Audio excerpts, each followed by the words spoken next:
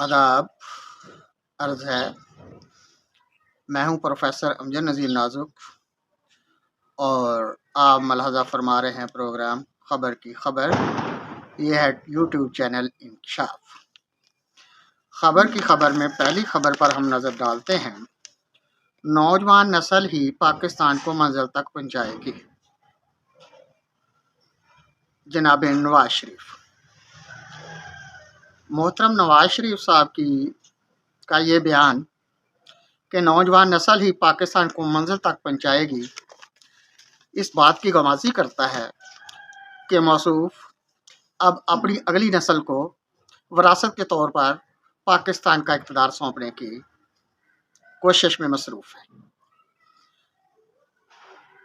ये भी जब सियासत में आए थे नौजवान ही थे और जितनी दफ़ा इक़्तिदार में आए तो यही कहते रहे कि बस हम इसको एशिया का टाइगर बना देंगे, मुल्क को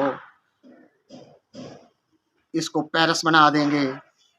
तो अब पता चला है कि इन्होंने किसी मंजिल पे पहुंचाना है। खुद तो ये जिस मंजिल पे पहुंचना था 2-3 दफ़ा पहुंच चुके हैं, बल्कि 3 दफ़ा पहुंच चुके हैं। तो अब वो अपनी आइंदा नस्ल को उसी मंजिल पर पहुंचाना चाहते हैं। तो सब लोग जानते हैं कि वो मंजिल क्या है। वो मंजिल इक़्तिदार की है, कोई खुशहाली की मंजिल या कोई और दूसरी मंजिल नहीं। अगर नौजवान नस्ल नहीं पाकिस्तान को मंजिल तक पहुंचाना था तो पिछले 30-35 साल में क्या कोई नौजवान पैदा नहीं हुआ था? मोहतरम खुद भी उस वक्त नौजवान थे और अब ये अपनी विरासत अगली नस्ल को दे रहे हैं। बात ये है जो कहने की थी और ज़ेर-ए-सतूर पैगाम पहुंचाना था कि आप मेरी नस्ल का ख्याल करें। अब वो जवान हो गई।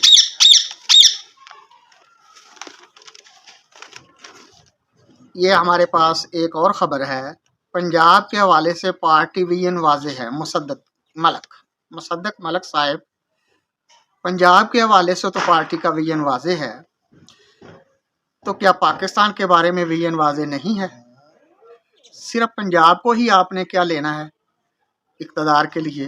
क्या पूरे मुल्क के लिए विजन नहीं किया? आप मरकज़ में अपनी हुकूमत कायम नहीं कर रहे, तो आपका विजन पंजाब की विजन तक नहीं होना चाहिए। ये विजन पूरे मुल्क के लिए होना चाहिए, पूरी कौम के लिए होना चाहिए। सिर्फ एक ही कौम के लिए नहीं होना चाहिए जो पंजाब में बसती है।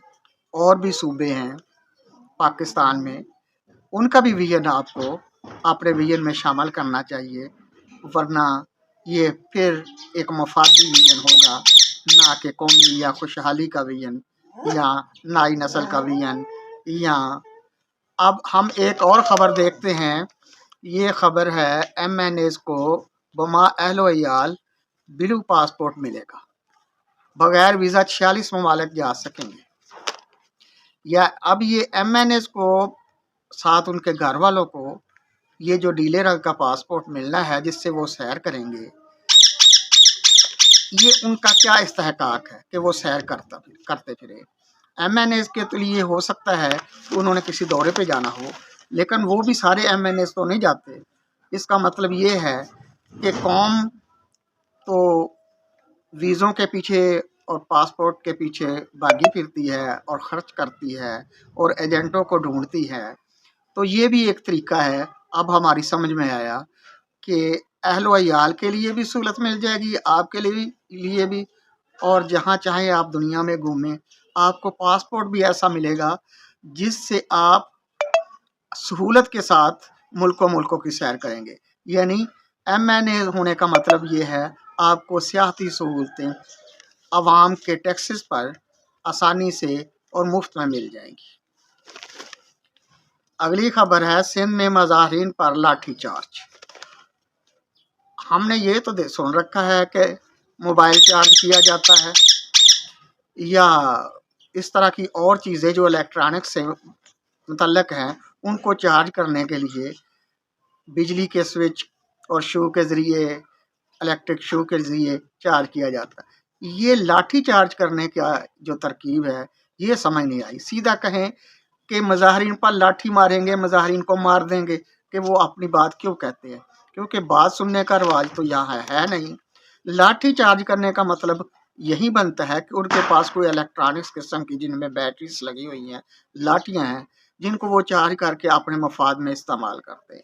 यकीनन सिंध में मज़ाहरीन पर अगर लाठी चार्ज हुआ तो सिंध जो है इस वक्त इसका मतलब ये है कि आगे निकल गया है कि आप लाठी चार्ज करके आप अपने इक़्तिदार को मुस्तहकम करें, अगरचे उनकी हुकूमत तो नहीं बनी। अब दूसरी तरफ एक और साहब हैं, वो इस लाठी चार्ज की मजम्मत कर रहे हैं। उनका भी कहने का यही मतलब बनता है कि तुम अपनी लाठी चार्ज करते जाते हो, कुछ हमारी लाठी का भी ख्याल करो, हमने भी सहारा लेकर आगे बढ़ना है, लाठी नहीं होगी तो हम कैसे चलेंगे। ये बयान देने वाले जो लाठी चार्ज की मजम्मत करते हैं एक बुजुर्ग रहनुमा लगते हैं, क्योंकि बुजुर्ग ही लाठी से चलते हैं, अगर उनकी लाठी चार्ज ना हो तो फिर वो चलेंगे कैसे। तो हर किसी को फिक्र है तो अपनी है, यानी अपनी लाठी चार्ज करो और लाठी घुमाते जाओ, और जिसकी लाठी उसकी भैंस, इस मुहावरे इस ज़रबुल मिसल के मुताबिक अपना किला मजबूत करो। अब एक और ख़बर आगे आ रही है, ये है कि सिंध असम्बली लजीज खानों की खुशबुओं से महकती रही, और साथ ही नीचे लिखा है कि मखसूस नशिस्तों पर मुंतखब ख़वातीन बनाओ सगार करके आई। लगता ये है कि ख़बर देने वाले ने गौर नहीं किया कि जब ख़वातीन बनाओ संगार करके आ गई तो खुशबुएं तो आई नहीं आनी थी। ये अब उस साहिब को जिसने ये खबर दी है खुशबुओं की महक आती रही, यानी उसका ख्याल इंसानों की तरफ कम था और खाने की तरफ था। खुशबुओं की महक से उसका भी दिल ललचाया होगा, काश मैं भी सिंध असम्बली का रुकन होता। तो ये रिपोर्टर के लिए खबर ये है, ये स्टाफ रिपोर्टर के लिए खबर है कि तुमने तो हमें खबर दे दी कि सिंध असम्बली में लजीज खाने खाए गए और बनाओ सवार करके ख़वातीन वहाँ हाजिर हुई, तो तुम तो जनाब वाला रिपोर्टर साहब आप तो तरसते ही रह गए, ना आपको खाने मिले होंगे, खुशबुओं की तरफ आपने ध्यान ही नहीं दिया। भाई जो चीज़ मुफ्त में मिले उससे लुत्फ़अंदोज़ होना चाहिए था आपको। फिर आपने ये भी लिखा है कि ज़हराने में फ्राई मछली, चिकन बोटी, पराठे, कचौरी समेत इस तरह की और चीज़ें थी। तो भाई आप तो फिर भी सिर्फ खबर ही देते रह गए।